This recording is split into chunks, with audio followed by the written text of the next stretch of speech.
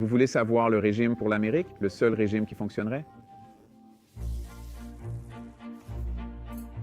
Les aliments transformés sont devenus plus importants et la restauration rapide a vraiment pris le dessus sur notre alimentation, la cuisine maison est en chute libre. Nous passons en moyenne 27 minutes à cuisiner et 4 minutes à nettoyer.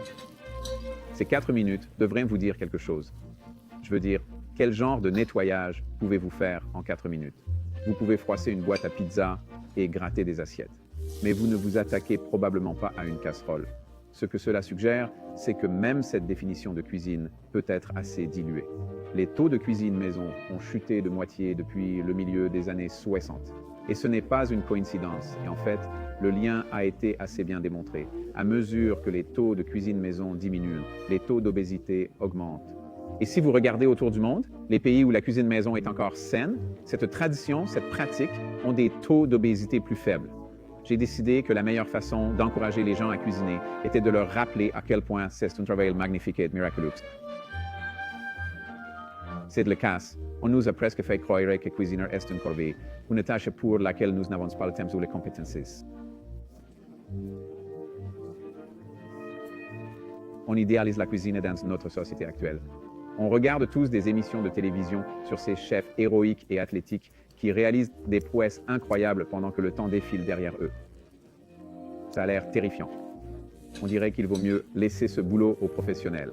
Et la cuisine de restaurant est en quelque sorte devenue notre référence de la cuisine. Mais bien sûr, cela n'a jamais été le cas. La cuisine de restaurant est une activité très spéciale et spécialisée. Et ce n'est pas la norme. On est intimidé par la cuisine. Et puis, il y a l'industrie avec ses messages marketing qui flattent notre sentiment d'occupation, nous disant en creux que nous n'avons pas le temps de cuisiner, que nous sommes trop importants, que nous sommes des ratés si nous avons le temps de cuisiner. Et c'est traditionnellement comme ça que fonctionne le marketing. On crée une angoisse et puis on propose une solution. Et si les entreprises peuvent le faire, nous les laisserons faire. Mais qu'en est-il de l'épidémie d'obésité et du diabète de type 2?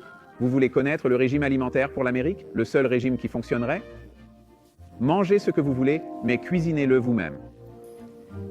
Et il y a une vraie sagesse là-dedans. Il y en a vraiment.